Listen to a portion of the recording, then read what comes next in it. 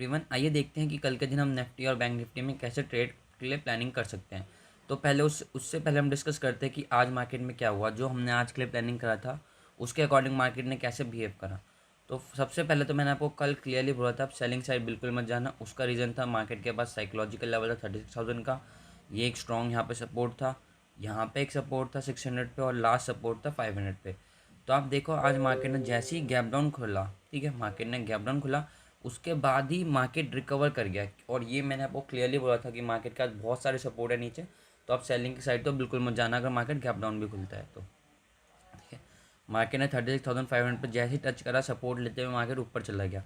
और ये वाला मोमेंटम जो है यहाँ से 35,850 से लेके यहाँ तक का 36,250 तक का, ये मोमेंटम हमने ऑलरेडी आज कैप्चर करा था 400 पॉइंट्स का। टेलीग्राम ग्रुप पे हमारे मैंने ट्रेड भी शेयर करा था। आप जाके टाइमिंग के साथ चेक कर सकते हैं, नीचे टेलीग्राम का ग्रुप है, का लिंक है, अगर आप लोगों ने अभी तक ज्वाइन नहीं करे तो आप ज्वाइन कर सकते हैं। ओके, तो उसके बाद क्या हुआ, मार्केट उसके बाद हमारा प्लानिंग था कि 200 के ऊपर मार्केट यहाँ पे टाइम स्पेंड करेगा, इसको ब्रेकआउट करेगा और मार्केट ऊपर जाएगा अराउंड 400 के टारगेट्स के लिए। ठीक है, तो क्लियरली इससे क्या पता चलता है, कल भी मैंने आपको बोला था मेरा सेलिंग का कोई व्यू नहीं है। ठीक है, नीचे सपोर्ट से बहुत सारे, और दूसरा रीज़न था हम थोड़ा बुलिश साइड हम ज़्यादा जाना ट्राई कर रहे थे। ठीक है, प्लानिंग थी माई ट्रेड की। तो आज की आप दिन देखो मार्केट में क्या हुआ है। पहले मार्केट ने यहाँ से यहाँ तक का बुलिश मोमेंटम करा, ठीक है, फिर उसके बाद यहाँ पे एक बुलिश मोमेंटम करा, और उसके बाद एक यहाँ पे बुलिश मोमेंटम करा। ठीक है, तो और पर डाउन साइड में क्या हमें इतना अच्छा मोमेंटम मिला, मार्केट देखो कितना स्लो आ रहा है, sideways sideways slow slow slow, sideways sideways slow. तो इस वजह से मेरा सेलिंग की साइड कोई प्लानिंग नहीं था। ठीक है, आज मैंने सेलिंग की साइड बिल्कुल प्रेफर नहीं किया जाना।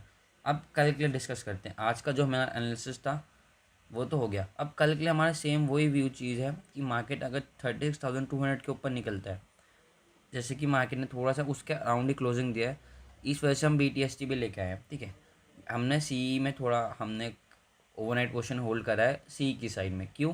क्योंकि जो हमारा व्यू है वो अप साइड में ही है और अब मार्केट उसको काफ़ी अच्छे से रिस्पेक्ट कर रहा है। ठीक है, यहाँ पे मार्केट ने क्लोजिंग भी काफ़ी अच्छी इस एरिया के पास दी है, तो एक हाई प्रोबेबिलिटी है कि मार्केट यहाँ तक एक अच्छा खासा कल गैप अप ओपनिंग दे सकता है। ठीक है, तो उसके अकॉर्डिंग अपनी ट्रेड कैसे प्लान करें। देखो, फर्स्ट ऑफ ऑल अगर मार्केट बहुत बड़ा गैप अप दे देता है, मान लो 400-500 पॉइंट का, फिर तो हमें कोई प्लान करने का फ़ायदा नहीं होता। क्योंकि अगर मार्केट 400-500 पॉइंट के अराउंड या उससे ज़्यादा गैप अप दे रहा है तो आप जो भी ट्रेड प्लान कर रहे हो वो फ़ायदा नहीं है। ठीक है, हाँ, अगर मार्केट छोटा सा गैप अप करता है, मान लो 200, 250, 300 पॉइंट्स का, तो आप हम ट्रेड प्लानिंग कर सकते हैं, चाहे गैप डाउन हो चाहे गैप अप हो। बहुत बड़ा होगा तो फिर ये सब एनालिसिस काम नहीं आते। ठीक है, उसके बाद फिर आपको उसके अकॉर्डिंग लाइव मार्केट में एनालिसिस करना पड़ता है। लेकिन छोटा गैप अप है, छोटा गैप डाउन है, तो आपके एनालिसिस काम कर जाते हैं। ठीक है, अब देखो सिंपल है, मार्केट 200 पे है। ठीक है, यहाँ से मार्केट 300, 400 तक का गैप अप कर जाता है, तो आपको सिंपली क्या करना है, वेट करना है पुल बैक का। सिंपल हम क्या करेंगे, हम 200 पे ही फोकस करके चलेंगे।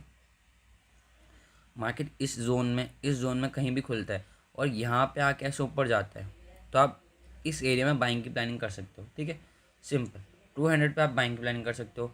फिर आपका टारगेट वही होगा 400, 500, और लास्ट आपका टारगेट ये 6,000। बस सिंपल।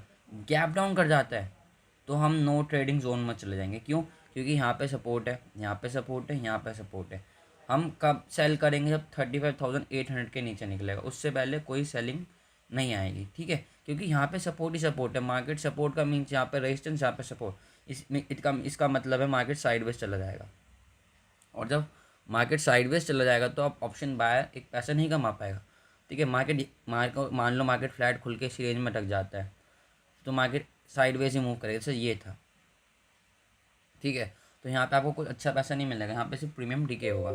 ठीक है, आपको चाहिए मोमेंटम, जब यहाँ से मार्केट ऐसे ऊपर जाए, चाहे यहाँ पे खुल के यहाँ से जाए, चाहे यहाँ से खुल के यहाँ से जाए। ठीक है, तो अब जब यहाँ पे सपोर्ट पे आए मार्केट, प्लान करना है आपको बाय करने का। जब मार्केट ऊपर खुल के नीचे रीटेस्ट करने आएगा तब आप बाय की प्लानिंग कर सकते हो। ठीक है, फ्लैट खुल के अगर मार्केट फ्लैट खुल लेता है, मान लो अब फ्लैट खुलता है, मार्केट थोड़ा सस्टेन करने देना यहाँ से, फिर आप बाइंग की प्लानिंग कर सकते हो।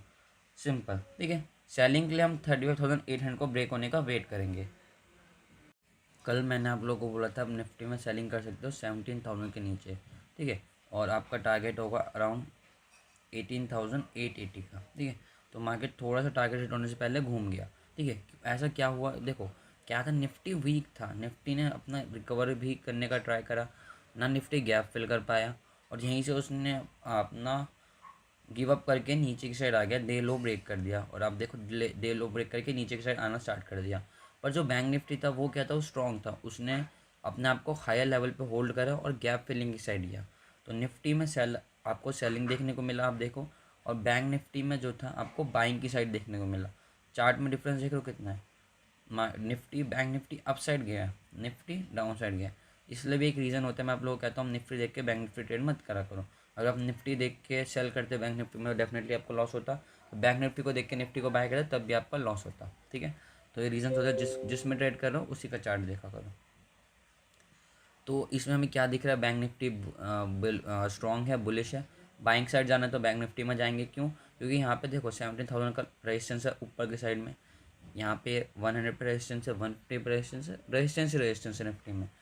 तो बाइंग साइड हम बैंक निफ्टी प्रेफर करेंगे और सेलिंग साइड हम निफ्टी प्रेफर करेंगे। सबसे बेस्ट ट्रेड आपको कब मिलेगी निफ्टी में, जब वो ये लेवल ब्रेक कर देगा 850 का, 850 का लेवल ब्रेक करता है, उसके बाद मार्केट का सपोर्ट है 650 पे, ठीक है, और 650 के बाद सपोर्ट है सीधा 750 के बाद सपोर्ट है 650 पे। तो अगर कल मार्केट में बेरिशनेस दिखती है तो आप निफ्टी में ट्रेड लेना, निफ्टी में काफ़ी अच्छा आपको फॉल देखने को मिल सकता है, क्योंकि निफ्टी यहाँ पे वीक दिख रहा है हमें, ठीक है। और अगर बुलिशनेस देखने को मिलती है मार्केट में तो बैंक निफ्टी में ट्रेड लेना, क्योंकि बैंक निफ्टी स्ट्रांग है, ठीक है। बैंक निफ्टी में नो सेलिंग ओनली बाइंग की प्लानिंग करेंगे, और अगर हमें सेलिंग की प्लानिंग करनी है तो हम सब निफ्टी में करेंगे। आई होप आपको एनालिसिस समझ आया होगा, ठीक है। क्यों मैं निफ्टी में बाइंग की प्लानिंग कर रहा हूँ और सेलिंग की प्लानिंग कर रहा हूँ, क्यों बैंक निफ्टी में बाइंग की। वीडियो अच्छा लगा हो तो लाइक कर देना, शेयर करना और कमेंट करके बताना एनालिसिस कैसा लगता है आप लोग को।